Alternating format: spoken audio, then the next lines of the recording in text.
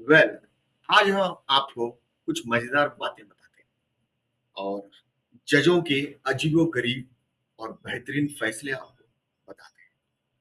देखिए,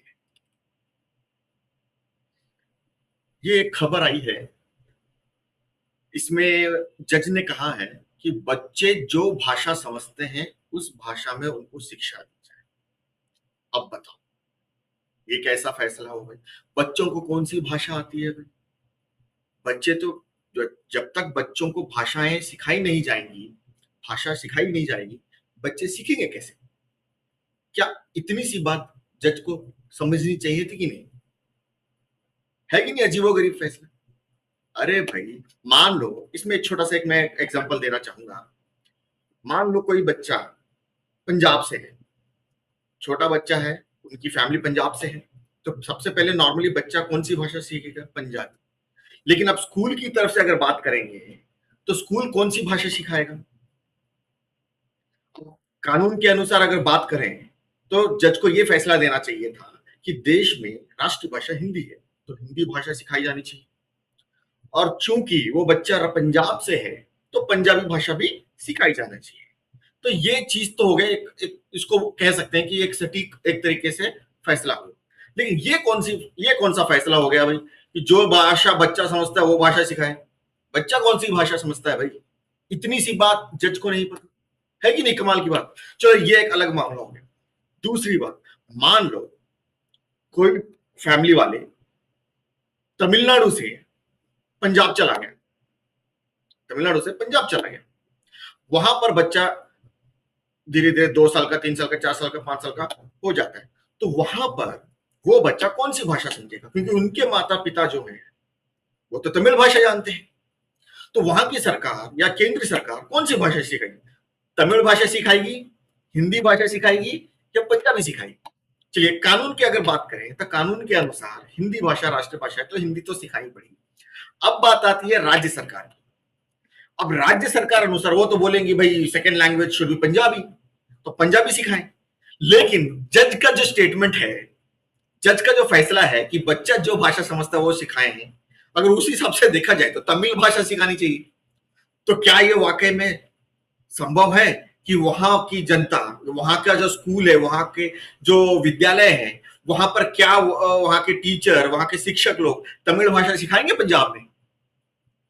तो कहने का मतलब क्या है कि हमारे देश में ऐसे ऐसे नमूने भरे पड़े हैं, पता नहीं क्या क्या, मतलब अजीबोगरीब फैसले दे रहे हैं जिनका ना ताल है ना मेल।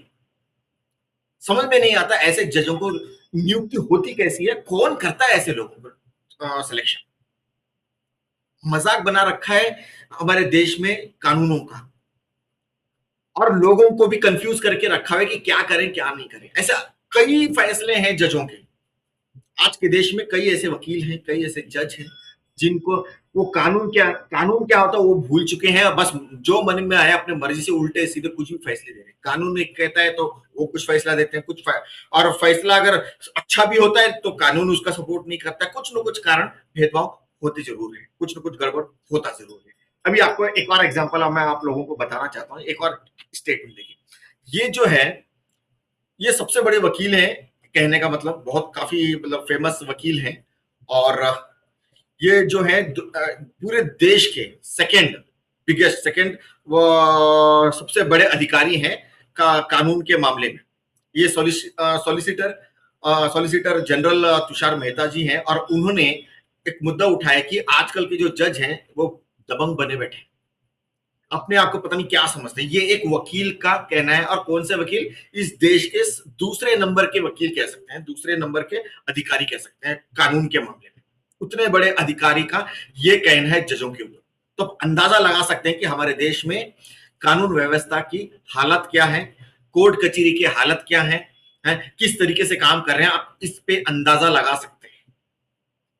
आपको मैं एक और एग्जाम्पल दिखाता हूं, एक और फैसला दिखाता हूं जज का। नफरती भाषणों के मुद्दे के से निपटने के लिए मौजूदा कानून पर्याप्त, हस्तक्षेप हस्तक्षेप की जरूरत नहीं, सुप्रीम कोर्ट का बड़ा फैसला। ये देखिए, अब सुप्रीम कोर्ट ने यह फैसला दिया कि नफरती भाषणों के मुद्दों से निपटने के आज की डेट में जो कानून है वो पर्याप्त है।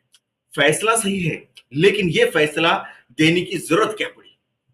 जब कानून पहले से ही अवेलेबल है, जिस बंदे ने ये क्या केस डाला होगा या जिस बंदे ने ये एफआईआर डाली होगी, क्या उसको ये पता नहीं है? क्या उसको कानून ही नहीं पता कि हाँ भाई, अगर कोई बंदा नफरती भाषण देता है पब्लिक के सामने तो उस पर कौन सी कानूनी धारा लगती है या नहीं लगती है? क्या इसके बारे में उस वकील को जानकारी नहीं है? और बिना जानकारी के उसने केस डाल दिया। और उस केस को उन्होंने रजिस्टर क्यों किया? जबकि वो चाहते तो उसके पीएल को वहीं पर रिजेक्ट कर सकते थे, ये कहकर कि भाई ऑलरेडी नफरती भाषणों के अगर कोई करता है तो उसके लिए ऑलरेडी कानून है, तो ये पीएल एक्सेप्ट नहीं हो सकती। क्या ये स्टेटमेंट वहीं पर नहीं हो सकता था? क्या ये फैसला वहीं नहीं लिया जा सकता था और उसको रद्द नहीं किया जा सकता था? लेकिन नहीं, वो वकील ने पीएल डाला, उसको रजिस्टर किया गया, उस पर बहस चली और फैसला क्या है? ये फैसला है। बताओ, मतलब ऐसे ऐसे मुद्दों पे काम हो रहे हैं कानूनों में, मीन्स अदालतों में, जिसकी जरूरत नहीं है। तो इसका मतलब आप क्या समझेंगे कि जज बेवकूफ है या वकील बेवकूफ है? ये व्यवस्था ही ऐसी है। फालतू के मुद्दों पे काम करो बस, और असल मुद्दों के जो भी मुद्दे हैं, केस हैं, फाइल हैं, उन सबको पेंडिंग रखो। वैसे भी करोड़ों केस पेंडिंग पड़े हुए हैं, है? तो ऐसी देखिए अजीबोगरीब फैसले।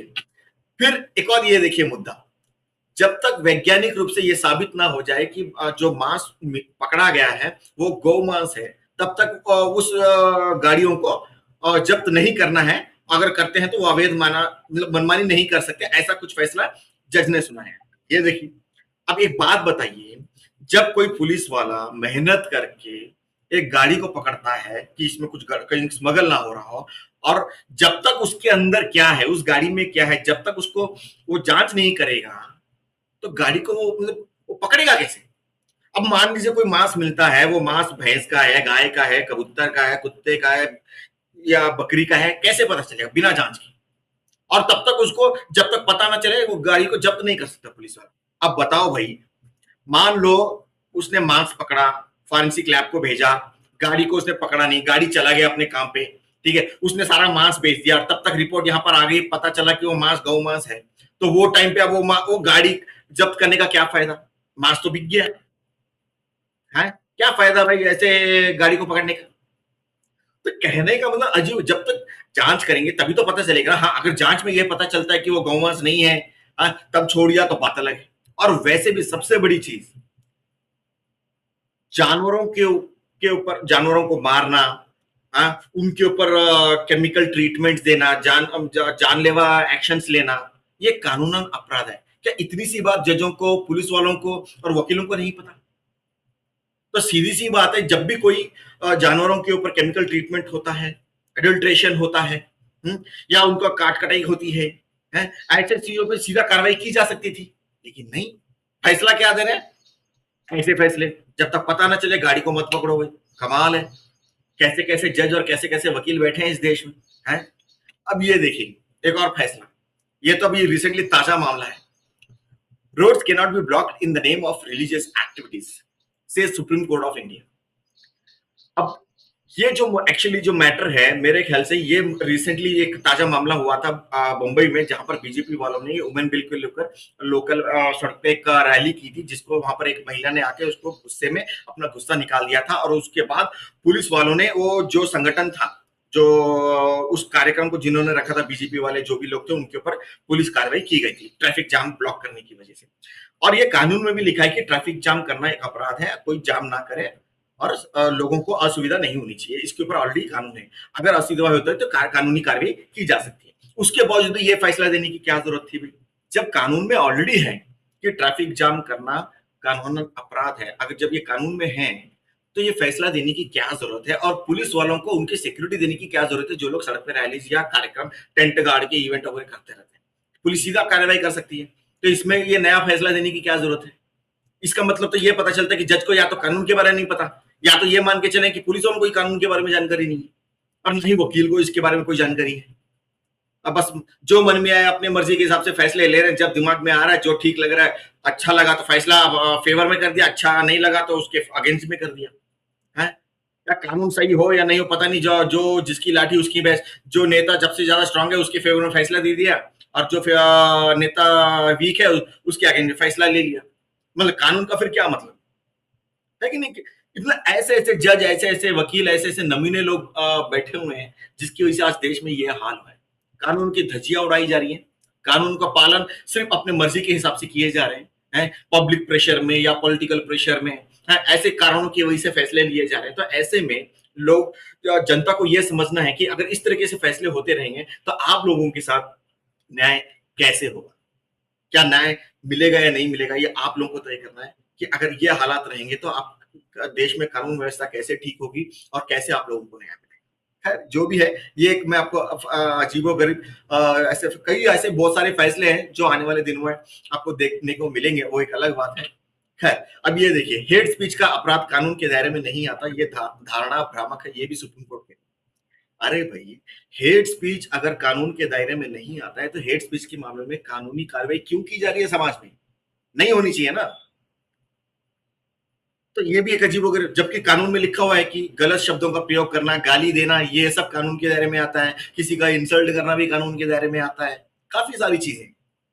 इतना सब कुछ कानून होने के बावजूद भी हेट स्पीच का अपराध कानून के दायरे में नहीं आता, ये कौन सी बात हो गई है ना? बड़ा अजीबोगरीब जज का फैसला। अभी इससे पहले आपको मैंने एक, ये देखिए, ये एक जो मुद्दा बताया था मैंने कि नफरती भाषण के मुद्दे निपटने के मौजूदा कानून पर्याप्त है। अब ये भी फैसला सुप्रीम कोर्ट का है, नफरती भाषणों से निपटने के लिए मौजूदा कानून पर्याप्त है, ये सुप्रीम कोर्ट का फैसला है। और उसके अलावा ये भी सुप्रीम कोर्ट का फैसला है कि हेट स्पीच का अपराध कानून के दायरे में नहीं आता है।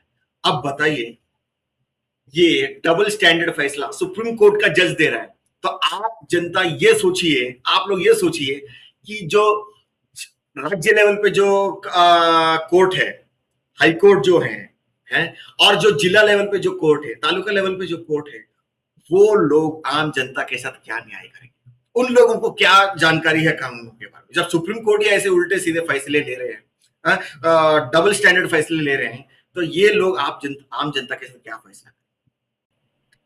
अरे भाई, देश में इतने वकील ऐसे हैं, इतने एडवोकेट ऐसे हैं और जज भी, जिनको ये तक नहीं पता कि वकील किसे कहते हैं, एडवोकेट किसे कहते हैं, सीनियर एडवोकेट किसे कहते हैं, और भी कई कैटेगरी जिसके बारे में, और कई ऐसे कानून जिनके बारे में इन लोगों को जानकारी ही नहीं। तो बताइए, आम जनता के साथ ये लोग क्या न्याय करें? करोड़ों केसेस पेंडिंग पड़े, कई केसेस में उल्टे सीधे फैसले सुनाए जा रहे हैं, जिसको न्याय मिलना चाहिए वो जेल में है, और जिसके जो अन्याय कर रहा है, जिसे जेल में होना चाहिए वो बाहर घूम रहा है। पता नहीं क्या क्या हो रहा है। कई कारण हो सकते हैं, चाहे वो भ्रष्टाचार कारण हो सकता है, रिश्वत का मामला हो सकता है, राजनीतिक दबावों के कारण हो सकते हैं, बड़े बड़े बिजनेस दबंग लोगों की वजह से भी ऐसे कई फैसले सुनाए गए होंगे, काफी सारे कारण हो सकते हैं। अगर जानकारी की कमी है तो इसमें ये सवाल उठता है, शिक्षा के ऊपर सवाल उठता है कि जो लॉ कॉलेजेस देश भर में बड़े, वहां पर शिक्षा किस तरीके से प्रदान की जा रही है, क्या वहां पर ठीक से पढ़ाया जा रहा है कि नहीं, काफी सारे सवाल पैदा होते हैं इसमें। तो कहने का मतलब, अगर इस तरह से चलता रहा, करोड़ों केसेस पेंडिंग चलते रहे, तारीख पे तारीख चलता रहा, तो लोगों को न्याय कैसे मिलेगा? इसलिए देश की जनता को एकजुट होना पड़ेगा और सही नेता का चुनाव करना पड़ेगा, वरना ये अदालतों से, ये वकीलों से ये हाल रहा तो फिर देश में पता नहीं क्या क्या आने वाले दिनों में बड़े बड़े घटनाएं भी देखने को मिल सकती हैं। इसलिए देश एकजुट हो जाए, देश की जनता एकजुट हो जाए और सही नेता का चुनाव करे और देश में एक बेहतर जीवन और व्यवस्था बनाए, ताकि देश बेहतर राह में चले। धन्यवाद। मुद्दों पे काम करने के लिए सरकार को संपर्क करें, आपके हर मुद्दे का हल।